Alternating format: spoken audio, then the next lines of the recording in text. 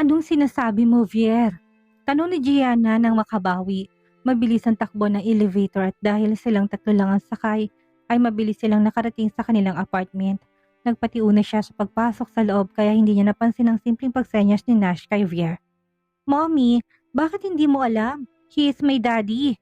Huminto siya sa paglalakad at hinarap ang anak. She was standing with her back against the dim light kaya madilim ang kanyang mukha. Yes, Vier. He is your daddy, but also not. He is not steady. Vier pouted and looked at Nash. Daddy? What is wrong with mommy? Bakit sabi niya magkaiba kayo ni Daddy Sedi? Same lang kayo. The same person lang naman kayo. Lalong natigilan si Gian at nahiwaga ang tumingin sa mag-ama. Why did Vier say that? Mommy's just tired, baby. Hayaan mo na muna si mommy, okay? Gianna narrowed her eyes as she stared at the two. Hindi lang siya namamangha kay Vier, kundi pati kay Nash. The two act like they have known each other before. Pero, hindi pa nagkikita ang dalawa at ito ang unang beses na nagkilala sila. What's going on? Mabilis siyang tumalikod habang ang dibdib ay dinagundong ng kaba. May kung anong idea siyang naisip pero hindi niya yon kayang isaisip. Kailangan niyang makausap si Felicity. Nash, you can put Vier down. Ako nang bahala sa kanya. Tinuro niya ang sofa upang ilapag doon si Nash. Ang anak pero imbis na makinig ay hindi siya sinunod ng lalaki. Dumiretso to sa kwarto matapos subarin ang suot na sapatos sa kay binaba doon ang natutulog ng si Vier. Kumirot ang dibdib niya nang makitang anak. Hindi niya alam kung bakit umiyak na naman ito dahil napapalayo sa kanya. Hindi naman pwedeng dalhin niya ito lalo na kung nagtatrabaho siya. Why are you acting like you are so familiar with my son? Nahinang tanong niya sa lalaki nang bumalik nito sa tabi niya. Our son, Vera. He is our son. Hinarap siya ni Nash na nakahalukip-kip ang braso sa harap ng dibdib. Sumeryosong tingin ni Gianna. Hindi ako nagbibiro, Nash. You and Vier have only seen each other tonight. Why is he acting familiarly with you? Kahit ikaw, sikreto mo bang binibisitang anak ko? Have you heard of it? Mahinang napatawa si Nash pero walang tuwa na nakaukit sa mata nito kung hindi puro kaseryosohan. You heard our son. He recognized me as his daddy. Hindi mo ko pwedeng pagtulakan. Kaya kong panagutan ng anak natin, Vera. I know that, pero ano? Ano nga bang pumipigil pa sa kanya? Nasa harapan niya na ang ama ng anak niya. Lumapit sa kanya si Nash at tinawakan siya sa braso. Sakay giniya sa sofa at magkatabing umupo. Vera, hindi ko tatanggapin kung ano man ang rason na ibibigay mo. Ako ang ama ni Vier. At anak natin siyang dalawa. I will be a father to him from now on. Hindi siya binitawan ni Nash kaya walang nagawa si Gianna kundi ang talunang napabuntong hininga. Hindi naman kita tinatanggalan ng karapatan na maging tatay sa anak ko. Kaya kita hinanap, hindi ba? Then why is there hesitant, Vera? Gusto mong maging tatay ako ng anak mo pero ayaw mo ko maging asawa? Ganun ba yon? Of course, I want to. Pero sinag-isip na lang yun ni Gianna. Kailangan niya na munang tapusin ang misyon niya kay Sadie bago siya makipag-commitment kay Nash. Nabigla si Gianna na bigla siyang hinawakan ni Nash. Sa magkabilang balikat at inihiga ang katawan sa sofa. Saka siya kinububawan. His face hovered above hers. The distance could be measured at an inch. Vera, may hinang tawag sa kanya ng lalaki. Ang amoy alak nitong hininga ay langhap na langhap ni Gianna. Pero hindi siya nag-iwas ng tingin. 5 taon niyang pinanabigan ng pagkakataon na ito. How could she avoid him? Nash, niyakap niyang magkabilang braso sa leeg nito at sinalubong ang matiim na titig ng binata. Hindi siya nakainom pero pakaramdam niya ay nalalasing siya sa uri ng titig nito. Bilang sagot ay bumaba ang mukha ni Nash at mapusok na sinakop ang kanyang labi na malugod naman niyang tinanggap. But Gianna realized something. Bigla niyang naalala si Sadie. Bakit pakiramdam niya ay magkaparehong tao ang dalawa? Tama nga bang hinala niya na si Sadie at Nash ay iisa? Bigla niyang tinulak si Nash at matalim ang mga matang tinitigan. The fiery passion burning in her eyes earlier was gone in an instant. Tell me, who are you really? Tumaas ang sulok ng labi ni Nash at hindi siya sinagot. Muling bumaba ang mukha nito para sa pagkakataong ito ay hindi sa labi ko hindi sa leeg siya nito hinalikan. Vera, how could you doubt me? I am Nash, the father of your child. Hindi pa ba sapat ang 5 taong paghihintay ko sa'yo, ha? His unruly hand grasped her thigh and slowly caressed it. Napakagat si Vera ang pang-ibabang labi upang pigilan ang pagsinghap. Kahit nakasuot pa siya ng pantalon ay ramdam pa rin niya ang mainit na haplos ni Nash. Nailiyad niya ang ulo nang marinitong sinipsip ang kanyang leeg kung saan ang sugat niya na tinakpan lamang niya ng makeup. Hindi pa ba sapat ang respond ng katawan mo? Your body recognized me, Vera. It is asking for more. Tudyo pa ni Nash. Ang isang kamay nito inumpisahang masahihin ang dibdib niya na natatakpan pa rin ng damit habang ang labi ay abala sa likod ng kanyang tenga. Nash, severe, baka magising. Habol niya ang hininga habang nagsasalita dahil sa unti-unting pamumuo ng pagnanasa sa katawan na lalo pang tumitindi nang pumasok ang isang palad ni Nash sa loob ng pantalon niya. Shh, ani Nash. His tongue licked the back of her ear before slowly biting her earlobe. Hinayaan ito ni Gianna dahil habang hinalikan siya ni Nash ay iniisip niya si Sadie. They have the same hands, the same taste of kiss.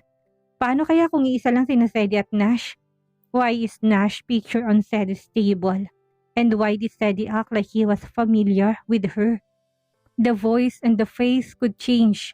Gianna was sure about that, but the kiss, Nash and Sadie's kisses were the same. Your thoughts are in haywire. Vera, biglang napamulat si Vera na magsalita si Nash. Tumigil na pala to sa paghalik sa kanya at nakatitig sa mukha niya habang isang palad din nasa loob pa rin ng kanyang pantalon. Sinong iniisip mo, Vera? Malamig ang boses sa tanong nito. Walang ano-ano'y bigla nitong pinasok ang gitnang daliri sa loob. Hindi niya napigilang sumigaw na makaramdam ng sakit. Kay tagal na simula nang huli siyang makipag-sex at yun ay kay Nash pa. 5 taon nang nakakaraan. She also delivered Vera via cesarean section kaya naman wala nang ibang nakapasok sa pagkababae niya.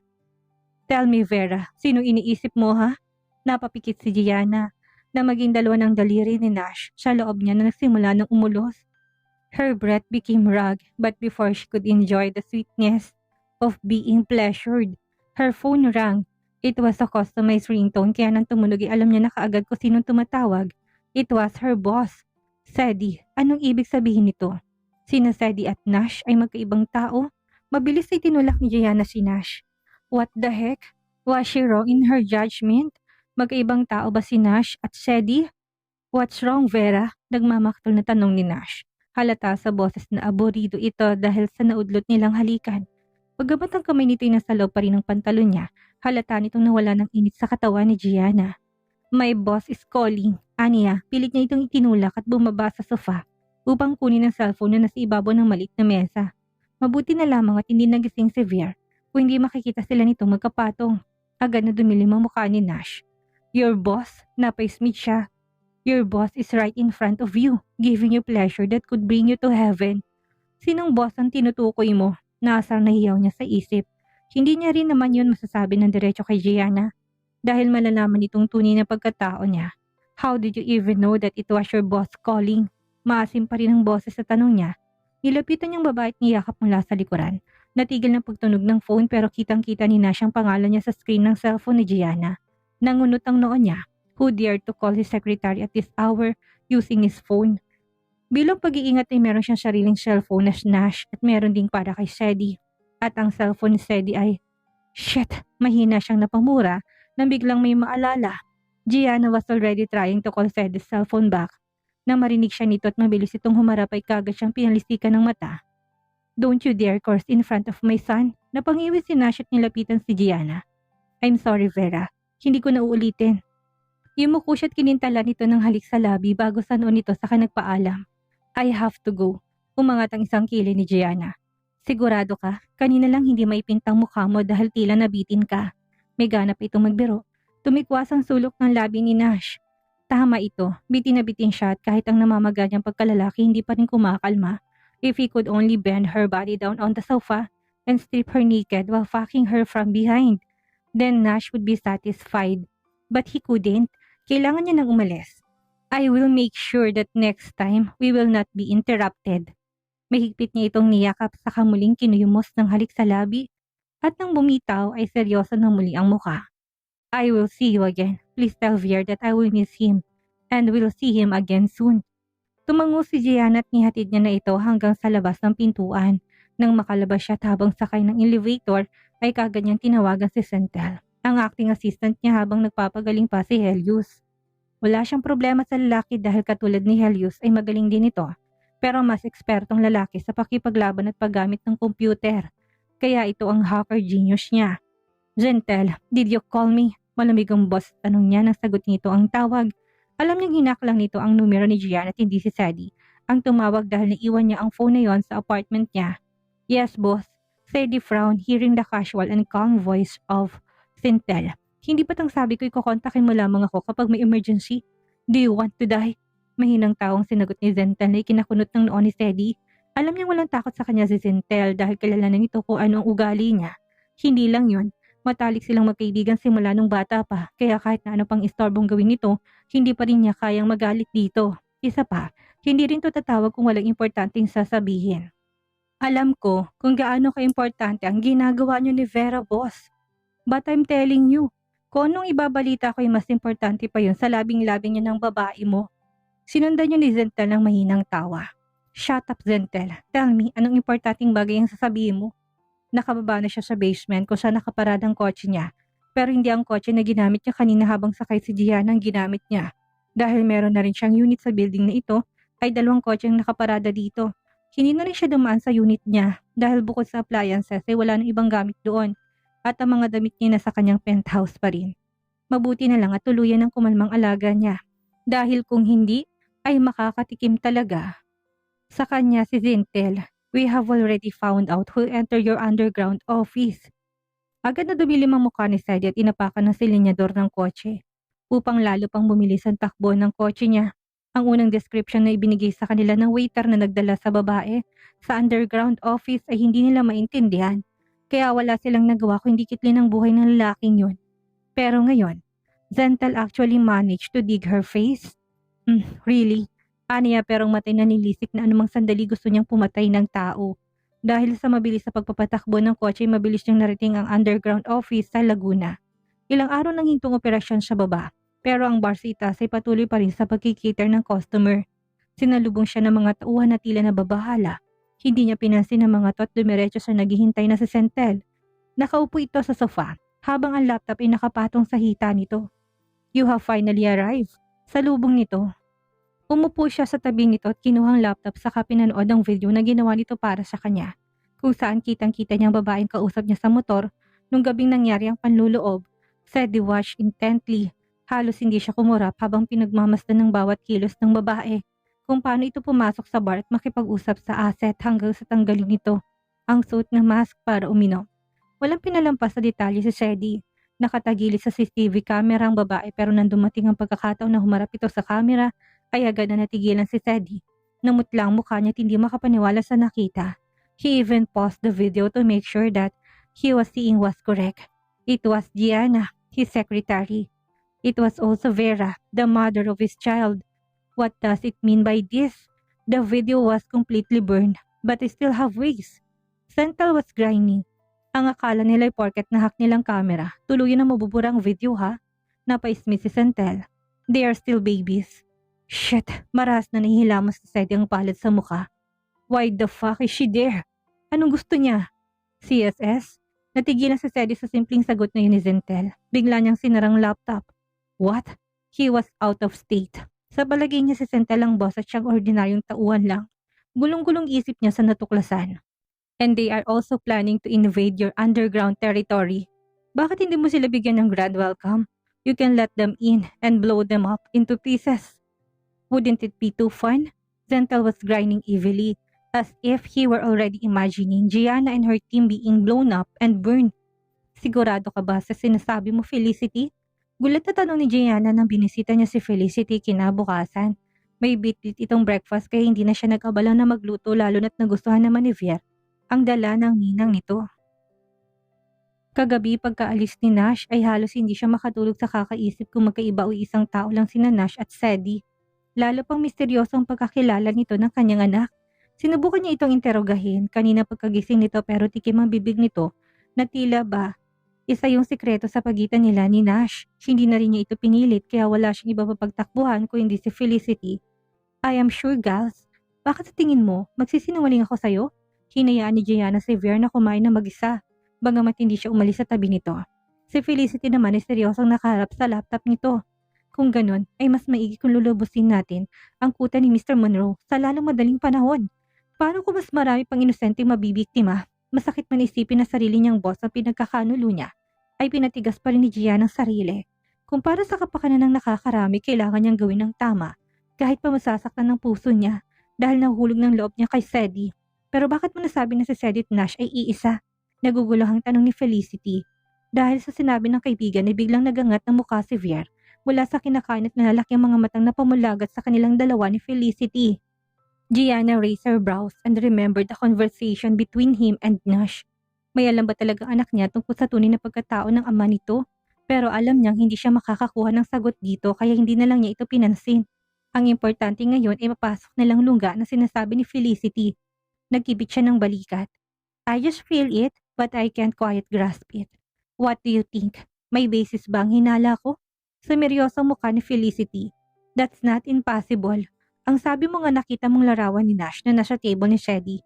At para sa tulad natin, hindi imposibleng magpalit ng mukha, lalo na kung covered ang trabaho mo. Sumang-ayon si Gianna sa sinabi ni Felicity. Tama ito. Hindi nila kayang baliwalain ang anumang posibilidad na maaring isang tao lang si Shady at Nash, lalo na't parehong dalawang ito ay kilala siya. But how could we prove this? Sinulyapan niya sa gilid ng kanyang mata si Vier. Alam niya tahimik na nakikinig ang anak niya pero malaki ang hinala niya na may nalalaman ito. Anyway, saka na natin niya problemahin. Paano natin papasukin ang kuta ni Mr. Monroe? I am sure it is heavily guarded. Of course it is, lalo na't balita ko maraming nakakulong na mga biktima ng human trafficking doon. Kaya eto, inihirap sa kanya ni Felicity ang laptop at mula doon ay nakita ni Gianna sa screen ang detalyadong plano para sa paglusob nila sa kuta. Hindi lang tayong papasok kundi ang iba pa nating kasamahan sa CSS. Dagdag pa ni Felicity. Tumango si Gianna. Ang ibang CSS member na tinutukoy ni Felicity ay mga kaibigan nila na anak rin na kaibigan ng magulang nila na dating miyembro ng CSS. Ang mga OGS. Let's do this next week. Mr. Monroe will be out of the country for a business conference in Europe. Hindi ka isasama? Nagtatakang tanong ni Felicity. Mabilis na umiling si Gianna saka uminom ng tubig. No, I had already told him I couldn't because of Vier. And I can also take this opportunity to see if Shady is Nash and Nash is Shady. Sa sulok ng kanyang mga matay nakita naman niyang anak na napamata sa kanya. Lihim na umangat ang sulok ng kanyang labi. Son really knows something. Dumating ang Lunes na hindi nakikita ni Gianna si Nash. Hindi na ito bumalik mula nang umalis ito matapos na hindi matuloy ang mukhang malalim ang iniisip mo, Miss Gianna. Natigil ang akmang pag-inom ng kape si Gianna na may magsalita mula sa likuran niya. Nasa pantry siya at naghahanda ng kape ng kanyang boss bago pa ito dumating. Coffee, napaismit si Gianna at nagusot ang muka nang marinig ang tanong na yon pero dahil ayaw niyang masirang araw ay hinarap niya ito at peking initian. Of course, nakita mo naman na may hawak kong kape, hindi ba? Sarkastiko pa rin na sagot niya. Of course. Why don't we drink it together then? Kinindutan siya ng lalaki tinaas ang hawak ng tasa ng kape. Nawala ang peking ngiti ni Gianna at inirapan ito. Ayaw niya itong harapin dahil naasar siya dito. Halata naman na lagi ito nagpapapansin sa kanya. This was the planning team manager na nakilala niya dahil minsan silang nakasabay sa elevator nang bumaba siya sa HR para sa files na pinapakuha ni Sadie. Mula noon kapag nakikita sila, hindi na siya nito tinatantanan. Nakinaiinis na niya dahil masyado itong haabala. Kahit na ayaw niyang kausapin ay gagawa't gagawa ng paraan para kausapin niya. I'm busy, tanggi niya.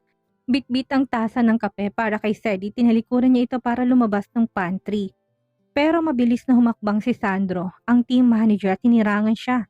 Wait, Gianna, bakit pa napakasuplada mo? Hindi ba pwedeng sabay na tayo magkape? Umakyat ang dugo sa ulo ni Gianna pero pinigilan niya sarili. May itsura si Sandro pero wala siyang interes dito at naiinis siya sa kakulitan nito. For your information, sir, malapit nang dumating si boss at kailangan niya na itong kape. Kaya kung pwede ba, umalis ka na sa daraanan ko at nakakasagabal ka. Imbis na ma-intimidate ay ngumisi lamang si Sandro. Why? Wala pa naman si boss, hindi ba? It won't take long. Tumaas ang sulok ng labi ni Gianna. She sidestepped to avoid Sandro pero mabilis siya nitong pinigilan sa braso. Sanay para matapon ang kape na hawak. Hindi niya yun nabitawan kaya natapunan ng mainit na kape ang likod ng kanyang palad. The hot coffee cascaded and burnt her skin. But Gianna remained calm. Nilipat niya sa isang kamay ang kape saka mabilis na pinilipit ang kamay nitong nakahawak sa braso niya. Saka matalim itong tinitigan.